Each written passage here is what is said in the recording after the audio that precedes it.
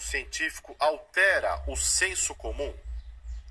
2. O senso comum pode ser alterado pelo desenvolvimento do processo científico, desde que tenha acesso a ele? Curiosidade, uma das suas molas propulsoras.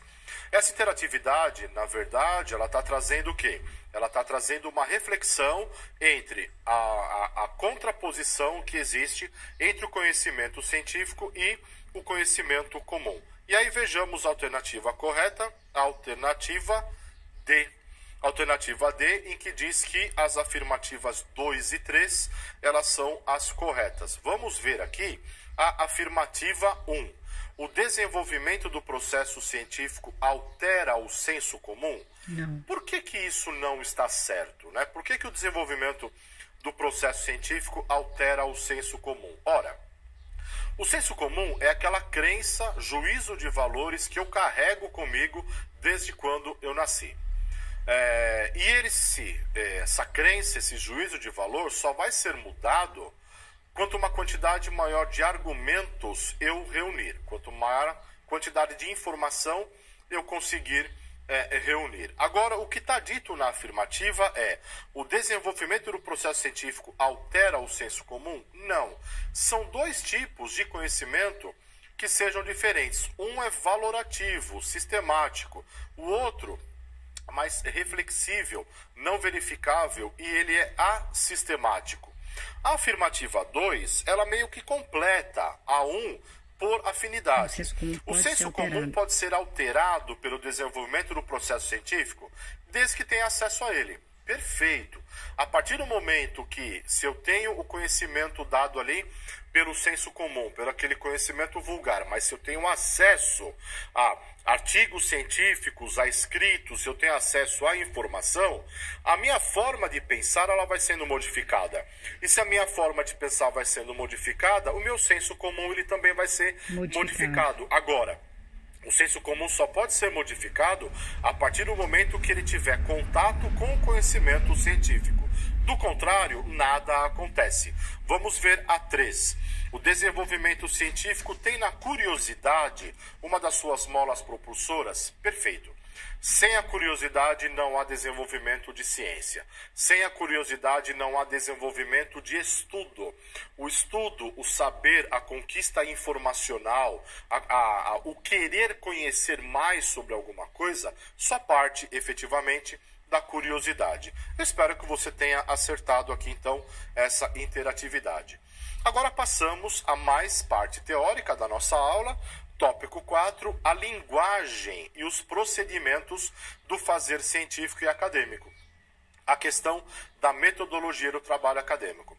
Lembra que lá atrás, em algum outro momento, eu falei para você do pesquisador, do cientista, que eles têm uma linguagem que seja uma linguagem própria, mas que a linguagem própria do cientista e do pesquisador não é uma linguagem diferente da nossa, né, que eu estou utilizando aqui, que você utiliza também no dia a dia, mas a linguagem e a língua do pesquisador, a linguagem dele, a linguagem do cientista, ela é uma linguagem sistematizada, é uma linguagem rigorosa, reflexiva, interpretativa, cheia de razão, né, sai da abstração e vem para a razão. Então é isso que a gente vai tratar agora nesse bloco, a linguagem e os procedimentos do fazer científico e acadêmico.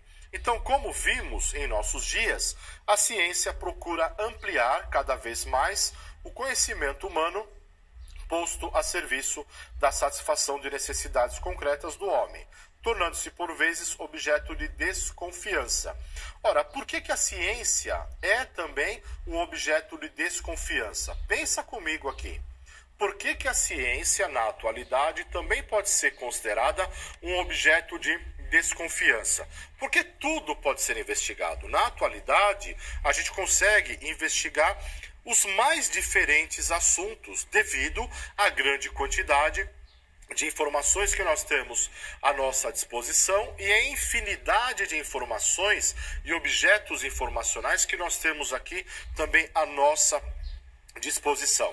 Dessa forma, será na pós-modernidade que residirá o desafio do direito da ciência de validar e invalidar proposições verdadeiramente aceitas, traçando uma linha divisória entre conhecimento e ignorância. Ora, no mundo moderno ou na pós-modernidade, só podemos dizer que a ignorância ela existe pela falta de acesso à informação ou pela falta de acesso ao conhecimento. Mas a ignorância ela ainda pode persistir mesmo que haja acesso à informação, mas que não haja interpretação ou conhecimento ou entendimento dessa informação. Ou simplesmente a informação ela está à minha disposição e eu não quero tê-la.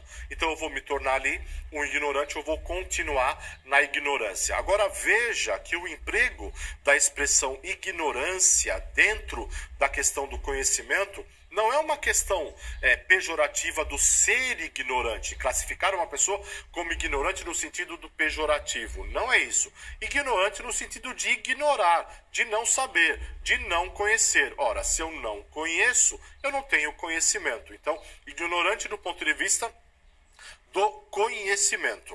E aí o que acontece? Várias teorias, elas são desenvolvidas ao longo dos processos científicos e ao longo do tempo em que a humanidade ela evolui. Então vamos ver aqui uma certa relação entre ciência e pensamento mágico. Veja a pergunta que eu tenho para você aqui, aluno.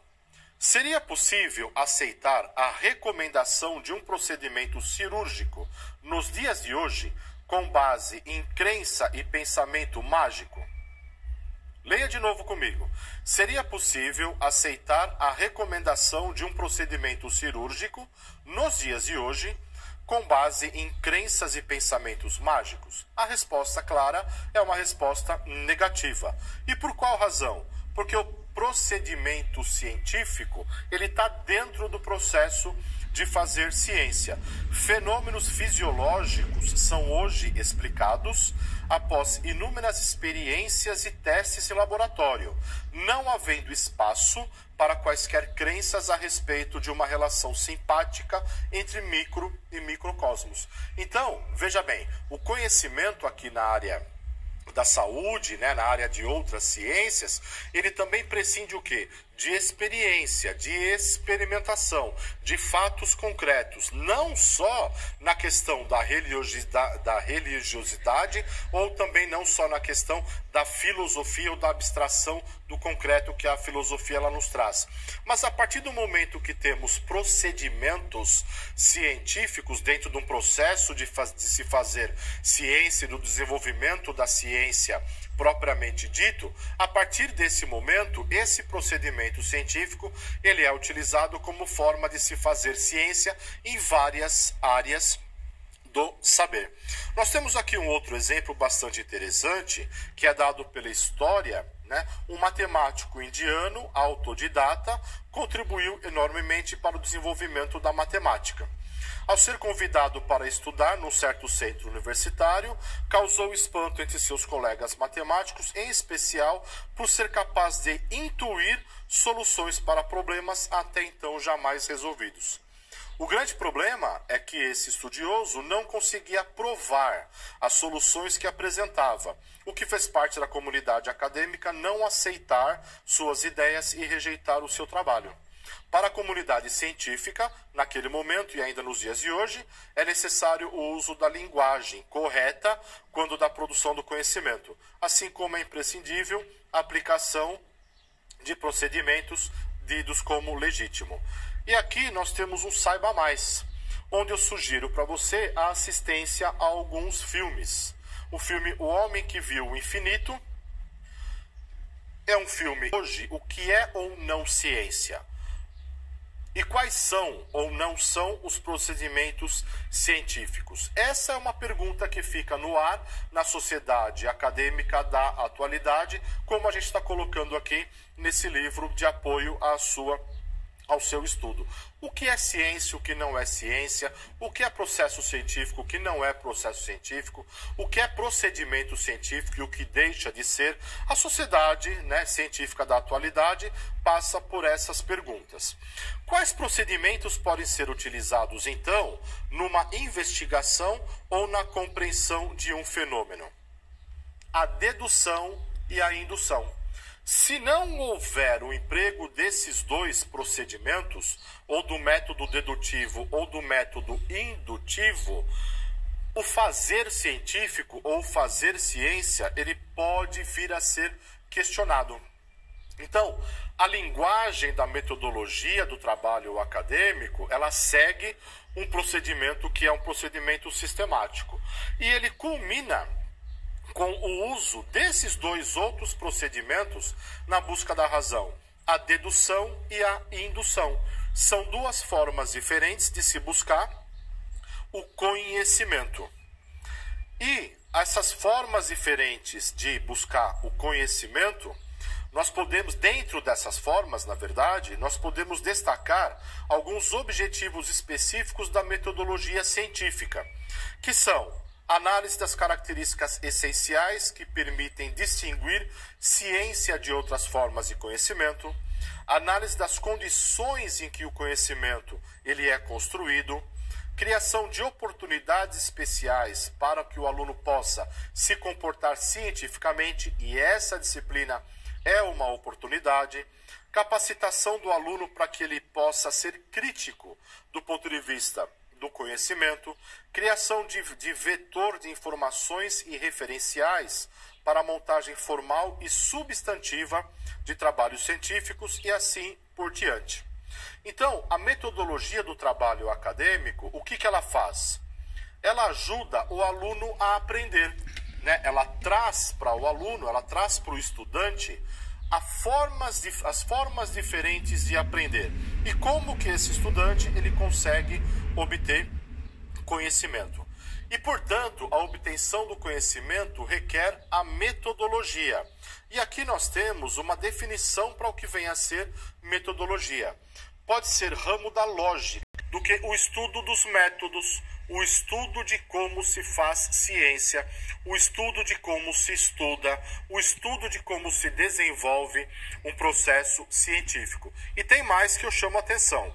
A metodologia do trabalho acadêmico envolve regras e normas que são comuns a todas as universidades, tanto no Brasil quanto no restante do mundo. Nesse aspecto, eu chamo a atenção para que a nossa universidade dispõe a você revistas acadêmicas, né, que elas apresentam questões metodológicas que são bastante interessantes. E nessa disciplina interessam-nos em especial as condições da linguagem do processo científico e as condições da linguagem da metodologia. Quais requisitos devem ser atendidos por um texto acadêmico? Isso tem que estar na sua mente quando você for escrever alguma coisa. 2. Quais critérios devem ser respeitados ao elaborar um relatório ou uma monografia? Quais fontes devem ser utilizadas quando da produção acadêmica? Há diferença entre um artigo que é publicado numa revista de massa de grande circulação e uma revista acadêmica? Podemos utilizar qualquer fonte de informação da internet? Essas são perguntas das quais a metodologia vai nos ajudar a responder quando do desenvolvimento de um trabalho acadêmico. É possível afirmar que 1. A metodologia estuda o modo como as ciências se desenvolvem. 2. A curiosidade representa papel significativo para o desenvolvimento da ciência. 3. A ciência se apresenta como uma forma uniforme de achar alguma razão na observação dos fatos. É possível afirmar que está correta apenas a alternativa A, 1 e 3, alternativa B, 1 e 2, alternativa D. As três afirmativas aqui estão corretas. E aqui eu finalizo com você